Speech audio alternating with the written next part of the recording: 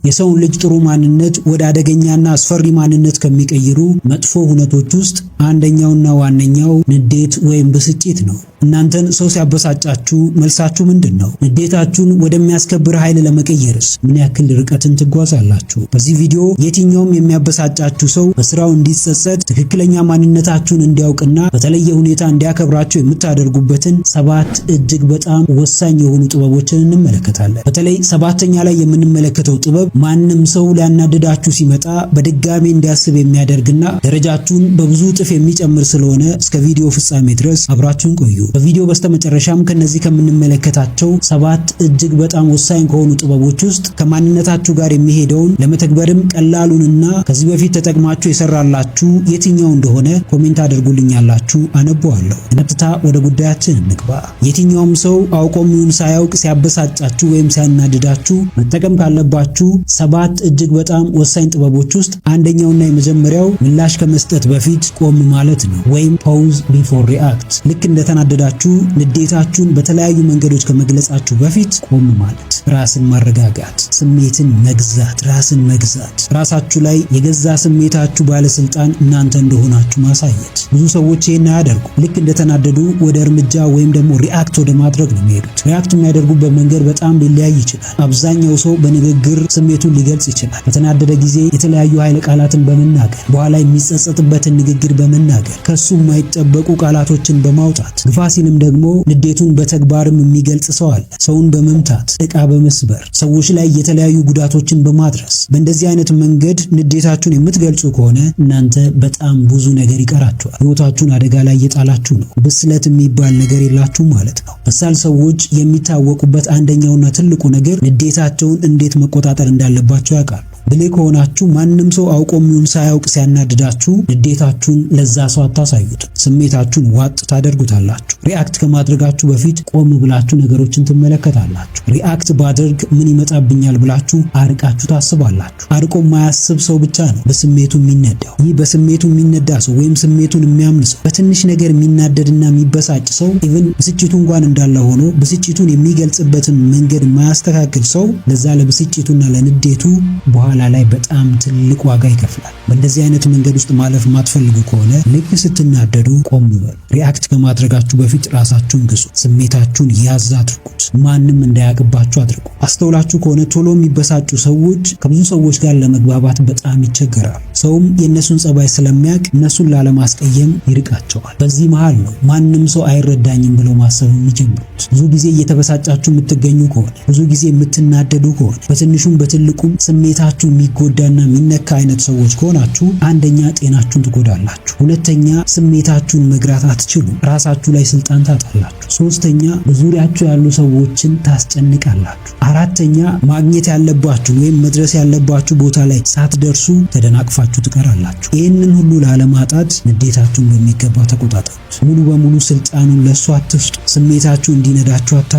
ኢሞሽናል ኢንተለጀንት እንደሆናችሁ በተግባራችሁ አሳዩ። ኢሞሽናል ኢንተለጀንት የሆኑ ወይም ደግሞ የስሜት ብልሃት ያላቸው ሰዎች የደስታም ይሁን የሐዘን፣ የብስጭትም ይሁን የሐሴት ምንም አይነት ስሜት ቢመጣባቸው ወይም ቢያጋጥማቸው እንዴት እንደሚቆጣጠሩት በሚገባ ያውቃሉ። ንዴት ማለት እሳት ነው። እሳቱን ደግሞ ማጥፋት የምትችሉት እናንተው ራሳችሁ ናችሁ። እሳቱንም ማባባስ የምትችሉት እናንተው ራሳችሁ ናችሁ። ያንን እሳት የሚያቀጣጥሉ ነገሮችን ማድረግ ትችላላችሁ። ያንን እሳት ደግሞ የሚያበርዱ ወይም የሚያጠፉ ነገሮችን ማድረግ ትችላላችሁ። ልክ ስትበሳጩ ብስጭታችሁን በተግባር ወይም በንግግር ለመግለጽ የምትሄዱ ከሆነ ያንን እሳት እያባባሳችሁት ነው። ሜቢ ቀስ በቀስም በጸጸትም ሆነ በሌላ ነገር ወደማይጠፋ እሳት ልትቀይሩ ትችላላችሁ። ይህንን የንዴትና የብስጭት እሳት የምታጠፉት ብቸኛው መንገድ ቆም ማለት ነው። ቶሎ ሪአክት አለማድረግ ነው። ለ3 ሰከንድ ብቻ ቆም ማለት ቀጣዮቹን የ3 ሰዓታት ጸጸት ያስቀርላችኋል። በተቃራኒው ግን ለ3 ሰከንድ ቆም ማለት አቅቷችሁ ወዲያው ሪአክት የምታደርጉ ከሆነ ለ3 ሰዓት ወይም ደግሞ ከዛም በላይ ለጸጸት ራሳችሁን አሳልፋችሁ ትሰጣላችሁ። ተናደዱ፣ ተበሳጩ። ማንም ሰው ይበሳጫል፣ ማንም ሰው ይናደዳል። ነገር ግን የንዴታችሁ ወይም የብስጭታችሁ መጠቀሚያ አትሁኑ። ሁለተኛው የትኛውም ሰው ሲያበሳጫችሁ መጠቀም ያለባችሁ ጥበብ ራስን መጠየቅ ነው። ይሄ ለምን ያናድደኛል? ወይም ask yourself why does this trigger me? ይሄ አሁን ላይ የሚያናድደኝ ነገር ለምንድን ነው የሚያናድደኝ? ለምንድን ነው የሚያበሳጭ? ሪል ስለሆነ ነው? ስሜቴን ስለሚጎዳ ነው? ውሸት ስለሆነ ነው? ለምንድን ነው የሚያበሳጭ? ለምንድን ነው ያ የሚያበሳጨኝን ነገር በራሴ ላይ የምሾመው? ያንን ኃይል የሰጠሁትስ ለምንድን ነው? እንደዚህ አይነት ጥያቄዎችን ራሳችሁን በጠየቃችሁ ቁጥር ለንዴታችሁ መልስ ማግኘት ትጀምራላችሁ። ራሳችሁንም የምታረጋጉት በዚህ መንገድ ነው። የንዴቱ ሶርስ ምክንያቱ፣ መንስኤው እሱ ሲገባችሁ ምናልባት ምክንያቱ ያ የሚያናድዳችሁ ሰው ሊሆን ይችላል። ከዛ ሰው ውጪ ሌላ ሰው እንደዛ ቢናገራችሁ ላትናደዱ ትችላላችሁ። ነገር ግን ያንን ንግግር የተናገራችሁ የማታስቡት ሰው ስለሆነ ወይም ደግሞ ከዚህ በፊት በጣም ትልቅ ቦታ የምትሰጡት የምታከብሩትና የምትወዱት ሰው ስለሆነ ሊሆን ይችላል። እሱም ቢሆን ግን ሆን ብሎም ይሁን ሳያቅ እናንተን በማናደዱ ትክክለኛ ማንነቱን እንድታውቁ ያደርጋችኋል እንጂ ምንም ሌላ የሚጎዳችሁ ነገር አይኖርም። ጉዳቱን መጨመርም መቀነስም የምትችሉት ምክንያቱን በተረዳችሁበት ልክ ነው። ቶሎ ሪአክት የማያደርጉ ወይም ደግሞ ስሜታቸውን በልክ የሚገልጹ ሰዎችን ተመልከቱ። እነዚህ ሰዎች በስሜታቸው ላይ ራሳቸውን ሾመዋል። መደሰት ሲፈልጉ መደሰት ይችላሉ፣ ወይም የሚያስደስታቸውን ነገር ማድረግ ይችላሉ። የሚያሳዝናቸውንም ነገር አድርገው ከዚህ በፊት የሚሰማቸውን ሐዘን ሂል ማድረግ ራሳቸውን ማከም ይችላሉ። የምር እንደዚህ አይነት ሰው ከሆናችሁ ማንም ይሁን ማን እናንተን ለማናደድ ሲመጣ በፍጹም አትናደዱ። በፍጹም ለሱ ብላችሁ አትበሳጩ። ሰው እናንተ ላይ በሚያደርገው ነገር ምክንያት ሕይወታችሁን አታመሰቃቅሉ። ስሜታችሁን አታውቁት። ማድረግ የምትፈልጉትን ነገር ሳታደርጉ አትቀሩ። ከሰዎች ጋር ያለንን ግንኙነት የምናስተካክልበት ትልቁ መሳሪያችን ኢሞሽናል ኢንተለጀንስ ነው። የስሜት ብልህነት፣ ስሜታችንን መምራት መቻል፣ ስሜታችንን ማዘዝና መቆጣጠር መቻል። የሆነ ሰው ዝም ብሎ ለጨዋታ ስለተናገራችሁ ብቻ የምትበሳጩ ከሆነ ከዛ ሰው ጋር ሌላ ጊዜ በነፃነት ማውራትና መጫወት አትችሉ። እሱ ጋር ስትሆኑ ፍርሃት ይውጣችኋል።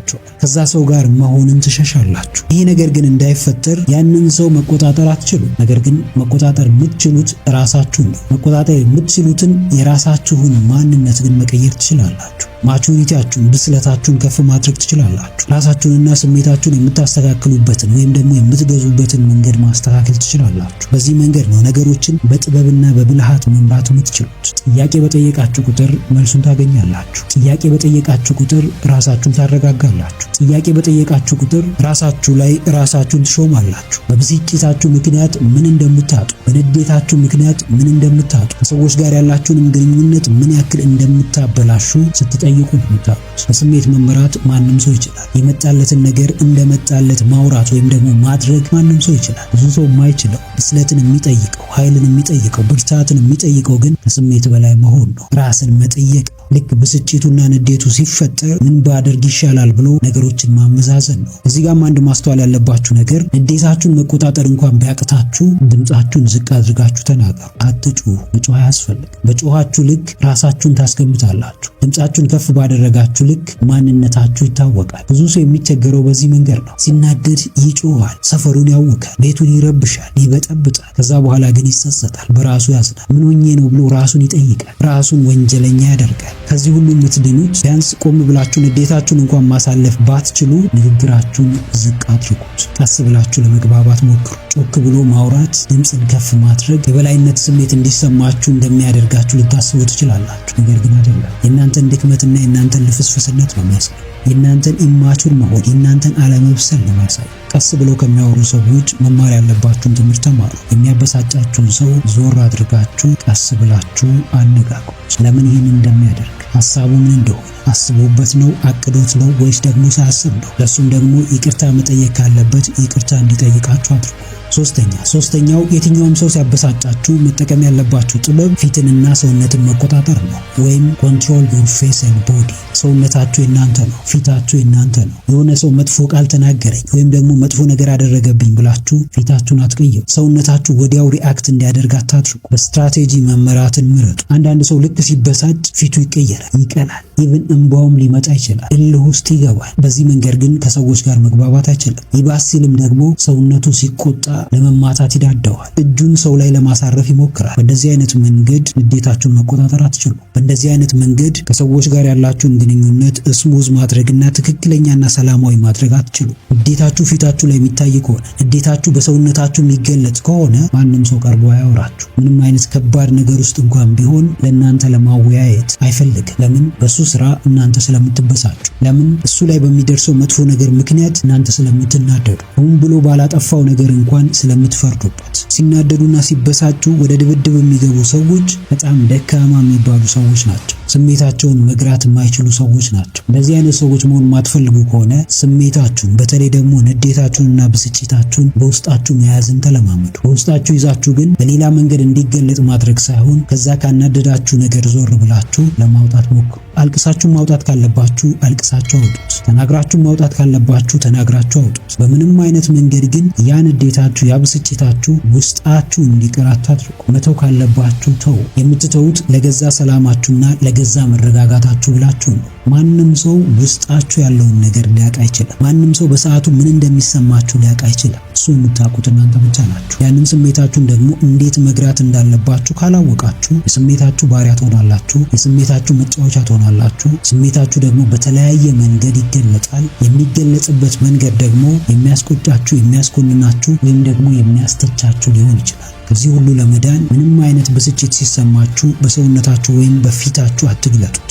እዛ ይልቅ ዞር ብላችሁ ማውጣት ባለባችሁ መንገድ፣ በለመዳችሁት መንገድ ወይም ደግሞ በሚቀላችሁ መንገድ አስወጡት። ራሳችሁን ነጻ አድርጉ።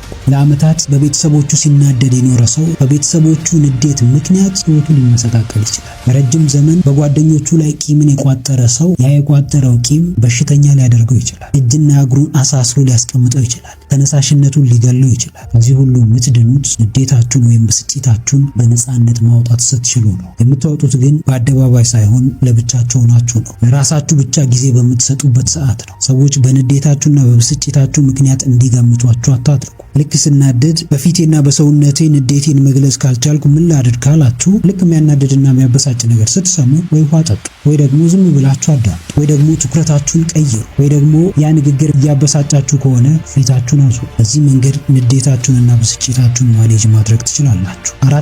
አራተኛው የትኛውም ሰው ሲያበሳጫችሁ መጠቀም ያለባችሁ ጥበብ ቃላቶችን መምረጥ ነው፣ ወይም choose your words። ስትበሳጩ ምን አይነት ቃላትን ታወጣላችሁ? አስነዋሪ ቃላቶችን ነው የምታወጡት?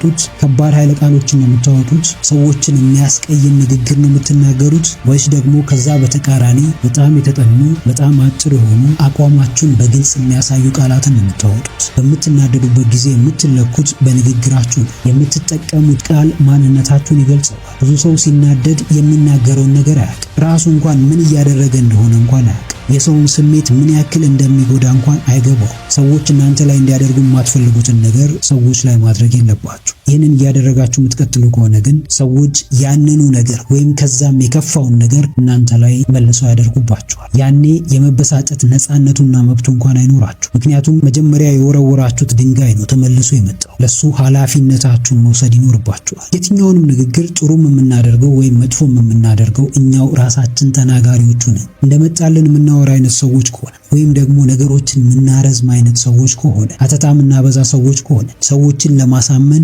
የማይመለከታቸውን ነገር የምንነግራቸው ከሆነ በብዙ መንገድ ሰዎችን እያስቀየምን ሰዎችን በእኛ ላይ እንዲናደዱና ቂም እንዲይዙብን እያደረግን ነው። ከዛ ይልቅ ግን በጣም ቀላል በጣም ግልጽ የሆኑ ንግግሮችን ወይም ቃላቶችን መምረጥ ላይ ማተኮር ይኖርብናል። ከአፍ የወጣ ነገር ዕዳ ነው። ሰውነታችሁ በተለቀ ቁጥር አእምሯችሁ እንዲደፈን አታድርጉ። ወይም እድሜያችሁ በጨመረ ቁጥር የምትናገሩት ቃልም በዛው ልክ ጥራት ያለው የተጠና ጥሩ ተጽዕኖ መፍጠር የሚችል እንዲሆን ማድረግ ላይ አተኩሩ። የሰው ልጅ ንግግራችሁን አይቶ ደጋግማችሁ የምትጠቀሙትን ቃል አውቆ ያንን ነገር ተረድቶ ማንነታችሁን በቀላሉ ማወቅ ይችላል። ይህ ሰው ወደፊት ዓላማ ያለው ሰው ነው ወይ? ይህ ሰው በጣም በሳል የሚባል ሰው ነው ወይ? ይህ ሰው ብልህ ነው ወይ? ይህ ሰው ራሱን መግዛት የሚችል ሰው ነው ወይ ብሎ መገምገምና መወሰን ይችላል። ለዚህ ነው እያንዳንዱ ንግግራችሁ ውስጥ የምትጠቀሙትን ቃላቶች መምረጥ ያለባችሁ።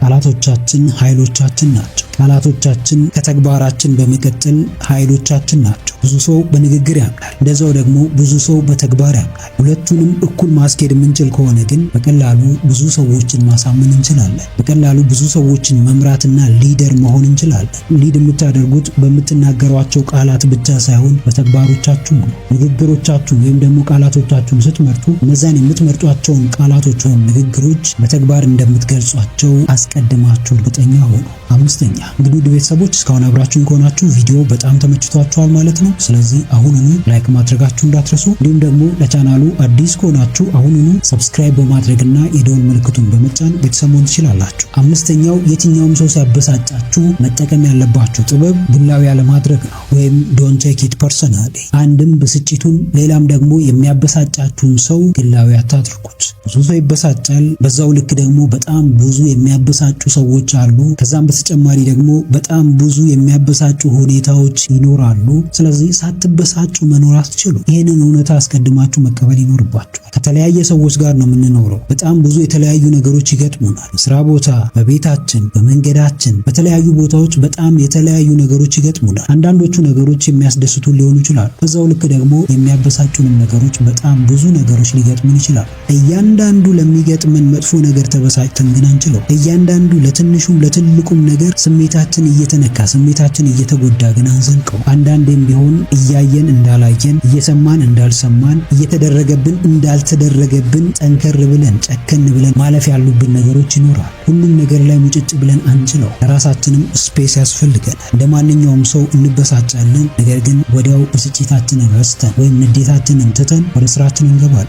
እይታችሁን ባስተካከላችሁ ልክ የሚያበሳጯችሁን ነገሮች ትቀንሳላችሁ። ነገሮችን የምትረዱበትን መንገድ ባስተካከላችሁ ልክ የሚያናድዷችሁን ነገሮች ትቀንሳላችሁ። ስሜታችሁ ላይም ራሳችሁን ትሾማላችሁ። የሆነ ሰው ሁን ብሎ ሲያናድዳችሁ ያናድዳችሁ ስለናቃችሁ ሊመስላችሁ ይችላል። ነገር ግን ከዛም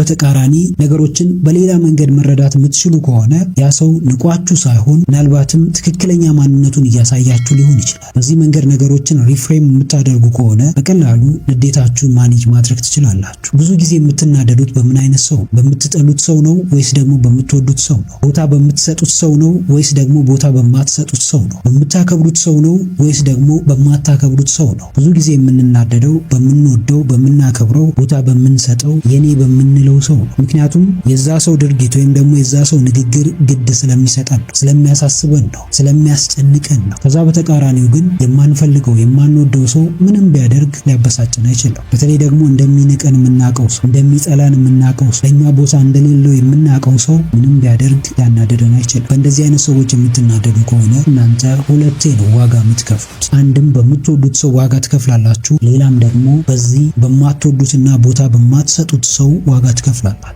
አንዳንድ ጊዜ መተው ያለብንን ሰው መተው ይኖርብናል። አንዳንድ ጊዜ አንፈልጋቸውም፣ አያስፈልጉንም፣ ከኛ ጋርም አይሄዱ፣ ሙዳችን ማታ ያደርግ። እርስ በርስም መረዳዳት አንችልም ከምንላቸው ሰዎች ዞር ማለት ይኖርብናል። ለምንፈልጋቸው ሰዎች ጊዜ መስጠት ይኖርብናል።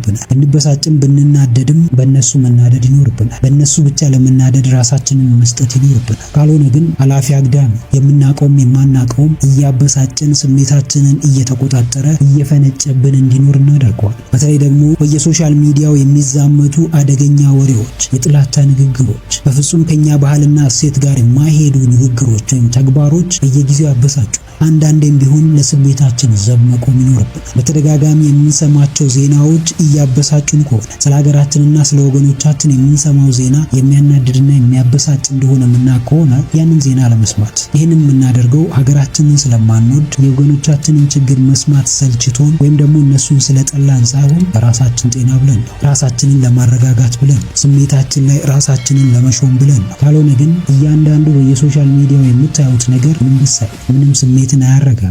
በየጊዜው የሚያበሳጩና የሚያናድዱ በስሜታችን ላይ የሚረማመዱ አጀንዳዎች መምጣታቸው አይቀርም። በእነዚህ አጀንዳዎች እየተቃጠላችሁ ከመኖር ከነጭራሹ እነዚህን አጀንዳዎች በፍጹም ባትሰሟቸው ይሻላችኋል። ብዙ ሰው ምንም ማድረግ ስለማይችለው ወይም ስለማያገባው ነገር እየተጨነቀ ነው ጊዜውን የሚያጠፋው። ብዙ ሰው ምንም ስለማይመለከተው ነገር እየተናደደና እየተበሳጨ በፍጹም በአካል እንኳን አይቶት ስለማያውቀው ሰው እያሰበና እየተጨነቀ ነው የሚያድረው። እንቅልፉን የሚያጣው በዚህ ሰው ምክንያት ነው። ምክንያቱም ሶሻል ሚዲያ እጅጉን በጣም መጥፎ ነው። አብዝታችሁ ከምትመለከቱት ሰው ጋር ኢሞሽናል ኮኔክሽን እንድትፈጥሩ ያደርጋችኋል። ያኔ ያ ሰው ሲከፋ፣ ያ ሰው ሲያስ፣ እዛ ሰው ላይ ችግር ሲደርስበት ትበሳጫላችሁ፣ ታዝናላችሁ። ሜቢ ልክ እንደ ወንድማችሁ ወይም ደግሞ ልክ እንደ እህታችሁ ልትመለከቱት ትችላላችሁ። እዛ ሰው ምክንያት እንቅልፍ እስከ ማጣት ህይወታችሁ እስከ መበጥበጥ ሊደርስ ይችላል። ለዚህ ነው የምትመለከቱትንና የምታዳምጡትን ነገር መምረጥ ያለባችሁ። ምን ዕዳ ስላለባችሁ ነው በየጊዜው በሚነሱ አዳዲስ አጀንዳዎች ምክንያት ልባችሁን የሚቆስል፣ አንጀታችሁ የሚያር፣ አእምሯችሁ የሚታወቅ ምን አለባችሁ?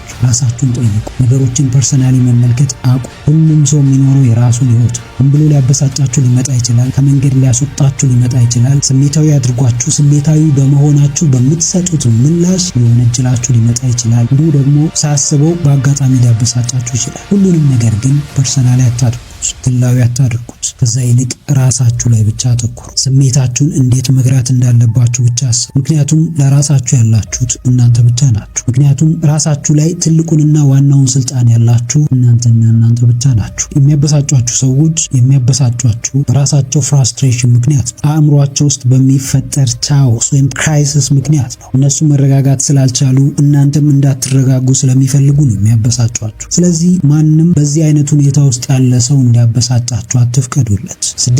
ስድስተኛው የትኛውም ሰው ሲያበሳጫችሁ መጠቀም ያለባችሁ ጥበብ ካስፈለገ ጥሎ መሄድ ነው፣ ወይም remove yourself if you need። ጥሎ መሄዱ ወይም ራቅ ማለቱ አስፈላጊ ሆኖ ከታያችሁ ከዛ ከሚያናድዳችሁና ከሚያበሳጫችሁ ሰው ራቅ በሉ። ያንን ሰው ጥላችሁት ሄዱ። ጥላችሁት የምትሄዱት እስከነጭራሹ ሊሆን ይችላል፣ ወይም ደግሞ ለጊዜውም ሊሆን ይችላል። እሱን እንደ ሁኔታው ተወስኑታላችሁ። በተደጋጋሚ በአንድ አይነት ሁኔታ በአንድ አይነት ምክንያት እያበሳጫችሁ ያለ ሰው ከሆነ ሜቢ ከዛ ሰው ከነጭራሹ መለየቱ ወይም ያንን ሰው ጥሎ መሄዱ የተሻለ መፍትሄ ሊሆን ይችላል። ስለዚህ ያ እንደ መፍትሄ የሚታያችሁ ከሆነ ይህንን ማድረግ ትችላላችሁ። ከዛ ውጪ ግን ለጊዜው ዞር ማለቱ ጊዜያዊ መፍትሄ እንደሆነ የምታስቡ ከሆነ ለጊዜው ዞር ብላችሁ ተመልሳችሁ መምጣትና ከዛ ሰው ጋር ዲል ማድረግ፣ መስማማት፣ በግልጽ መነጋገር ትችላላችሁ። አንዳንድ ሰው የሚያናድደውን ወይም ደግሞ የሚያበሳጨውን ሰው ጥሎ መሄድን እንደ ድክመት ወይም ደግሞ እንደ ዊክነስ ይቆጥረዋል። ነገር ግን አይደለም። ጥሎ መሄድ ጥንካሬ ነው። ጥሎ መሄድ ብርታትን ይፈልጋል። ጥሎ መሄድ የስሜት ጥንካሬን ይፈልጋል። በተለይ ደግሞ በጣም የምትግባቡትን ሰው፣ በተለይ ደግሞ በጣም ከሱ ጋር ኦብሰስድ የሆናችሁትን ሰው ጥሎ መሄድ በጣም ከባድ ነው። ጥንካሬያችሁንና ብርታታችሁን እጅጉን በጣም ይፈትነዋል። ጠንካራ ሰው ካልሆናችሁ ሁሌም ከሚያናድዳችሁ ሰው ጋር ነው የምትኖሩት። ብርቱ ሰው ካልሆናችሁ ለራሳችሁ የምታስቡ ጤናችሁ የሚያሳስባችሁ ካልሆነ ሁሌም የሚያናድዳችሁ ሰው ባሪያ ሆናችሁ ነው የምትቀጥሉት። ያ ሰው ሲፈልግ ደስ ይላችኋል። ያ ሰው ካልፈለገ ግን ትበሳጫላችሁ፣ ታዝናላችሁ፣ ህይወታችሁን ታማርራላችሁ፣ በፈጣሪያችሁ ትበሳጫላችሁ፣ ፈጣሪያችሁን ታማርራላችሁ። ይህን ጸሎት ደጋግማችሁ ጸልዩ። በሰው ምክንያት አንተን እንዳላማርር አንተ ጠብቀኝ፣ በሰው ምክንያት በአንተ እንዳላዝን አንተ ጠብቀኝ ብላችሁ ፈጣሪያችሁን ጠይቁ። በሰው ምክንያት ፈጣሪን ማማረር በጣም ከባድና ትልቁ ኃጢአት ነው። ምንም ነገር ወደ ህይወታችን ሲመጣ መቆጣጠር እንዳንችል የሚመጣ ነገር የለም። ብልህና በሳል ከሆንን በፈለግነው መንገድ በፈለግነው ደረጃ ያንን ነገር መቆጣጠር እንችላለን። ጥሎ መሄድ ደግሞ አንደኛው የምንቆጣጠርበት መንገድ ከሆነ ያንን ነገር ለማድረግ ምንም መፍራትና ወደኋላ ማለት አያስፈልግም። በየቀኑ እሱን እየወቀሳችሁ ከምትኖሩ ከዛ ከሚያበሳጫችሁ ሰው ዞር ማለት እጅጉን በጣም ጥሩ ምርጫ ነው። ዝም ብሎ መሄድ፣ ምንም እንዳልተፈጠረ ጉዳዩን ንቆት ትቶት መሄድ፣ ዞር ማለት፣ ተደብቆ ለብቻ ሆኖ ራስን ገንብቶ መመለስ፣ ከዛ በተደጋጋሚ ከሚያበሳጫችሁ ሰው ደረጃችሁን ከፍ አድርጋችሁ መመለስ፣ የህይወት ጥራታችሁን ጨምራችሁ መምጣት።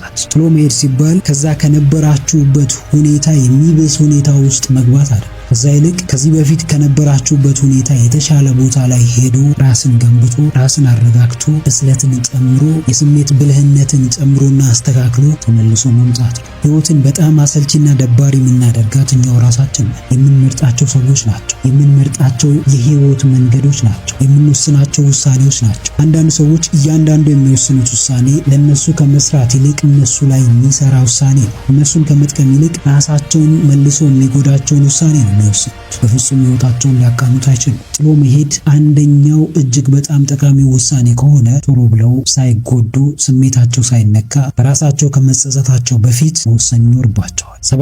ሰባተኛውና የመጨረሻው ላይ ደርሰናል። ሰባተኛው የትኛውም ሰው ሲያበሳጫችሁ መጠቀም ያለባችሁ ጥበብ ንዴቱን ራስን ለማሻሻል መጠቀም ነው፣ ወይም ቻናል ዘ አንገር ኢንቱ ኢምፕሩቭመንት። ንዴታችሁን ወይም ብስጭታችሁን ራስን ወደ ማሻሻል መቀየር፣ እንደ ፊውል መጠቀም፣ እንደ ኃይል መጠቀም። አንዳንድ ሰዎች ሞተራቸው እንዲነሳ ወይም ተነሳሽነታቸው እንዲመጣ መተቸት ወይም መሰደብ አለባቸው፣ ወይም ደግሞ መናደድ አለባቸው። እነዚህ ሰዎች ከተናደዱ ማንም አያቆማቸው። እነዚህ ሰዎች የሚያበሳጭ ነገር ካዩ ወይም ደግሞ ከሰሙ በፍጹም ወደ ኋላ አይመለከቱ። ምክንያቱም ያንን ንዴት እንደ ኃይል ነው የሚጠቀሙት፣ እንደ ማበረታቻ፣ እንደ መነሳሻ፣ እንደ ማነቃቂያ ነው የሚጠቀሙት። የሚጠቀሙት። አብዛኛው ሰው ግን ንዴቱን ወይም ብስጭቱን እንደ ኃይልና እንደ ብርታት አይጠቀሙም። አብዛኛው ሰው በንዴቱና በብስጭቱ ምክንያት ልፍስፍስ ይሆናል፣ ተነሳሽነቱን ያጣል፣ ስሜቱን ይረብሸዋል። የማይረባና የማይጠቅም ሰው የመሆን ስሜት እንዲሰማው ያደርጋል። ንዴት ከነጭራሹ ሊያጠፋችሁ ይችላል፣ ወይም ደግሞ ሊያበረታችሁና ኃይለኛ ሊያደርጋችሁ ይችላል። ምርጫው የእናንተ ነው። ተናዳችሁ፣ ተበሳጭታችሁ፣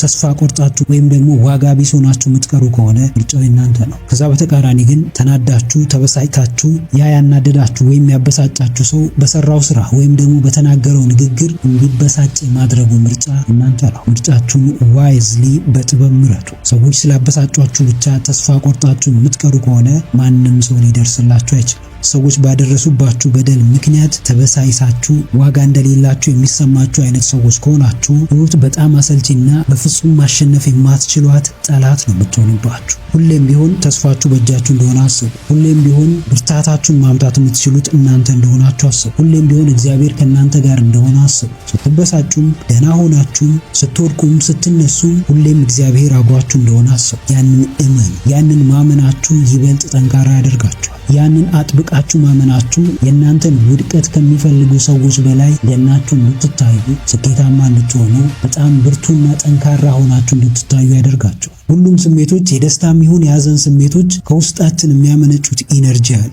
የሚያመነጩትን ኢነርጂ ራሳችሁን ለማሻሻል ተጠቀሙት። ራሳችሁን ከፍ ለማድረግ ተጠቀሙት። ይሄ የአንገር ወይም ደግሞ የብስጭት ኢነርጂ ደግሞ በጣም ከፍተኛ ኢነርጂ ነው። ብዙ ሰው ሲናደር ወይም ሲበሳጭ ወይ ምግብ ይበላል፣ ወይ ወደ ጂም ቤት ይሄዳል፣ የሚገርም ስፖርት ይሰራል፣ ወይም ደግሞ ስራውን በሚገርም ሁኔታ ይሰራል። በጣም ትኩረት ማድረግ ይችላል። ለምን ይመስላችኋል? ኢነርጂው በጣም ከፍተኛ ስለሆነ ነው። ይሄንን ኢነርጂ ዝም ብላችሁ በማይሆን ነገር አታባክኑት። ሰዎችን በመጉዳት ያናደዷችሁን ሰዎች በመበቀል አታባክኑት። የሚያበሳጫችሁን ሰው እናንተም ለማበሳጨት የምትሄዱ ከሆነ ዋጋችሁን የምታጡት፣ ከደረጃችሁ በታች የምትወርዱት እናንተ ትሆናላችሁ። በሰዎች ቁጥጥር ስር የምትወድቁት እናንተ ትሆናላችሁ። አንድ ነገር ለራሳችሁ ፍቀዱ። ንዴታችሁ ወይም ብስጭታችሁ የተሻለውን ማንነታችሁን የተሻለውን እናንተን እንዲፈጥር ፍቀዱለት። በነፃነት እንዲገነባችሁና የተሻለ ቦታ ላይ እንዲያደርሳችሁ ፍቀዱለት። እንግዲህ ቤተሰቦች ለዛሬ ይዤላችሁ የመጣሁት ሐሳብ ይህንን ይመስላል። ከነዚህ ከተመለከትናቸው 7 የትኛውም ሰው ሲያበሳጫችሁ መጠቀም ካለባችሁ ጥበቦች ውስጥ ከእናንተ ማንነት ጋር የሚሄደው ለመተግበር ቀላሉና ከዚህ በፊት ተጠቅማችሁ የሰራላችሁ የትኛው እንደሆነ ኮሜንት አድርጉልኝ፣ አነበዋለሁ። ቪዲዮውን ጠቃሚ ሆኖ ካገኛችሁት አሁኑኑ ላይክ ማድረጋችሁ እንዳትረሱ። እንዲሁም ደግሞ ይጠቅማቸዋል ብላችሁ ለምታስቧቸው ለጓደኞቻችሁ፣ ለወዳጆቻችሁ ሼር አድርጉላቸው። ቁም ነገር አዘል ትምህርቶችንና ህይወት ቀያሪ ምክሮችን መከታተል የምትፈልጉ ከሆነ ይህንን ቻናል አሁኑኑ ሰብስክራይብ በማድረግና የደወል ምልክቱን በመጫን ቤተሰብ መሆን ትችላላችሁ። ስለነበረን ጊዜ ሁሉ በጣም አመሰግናለሁ።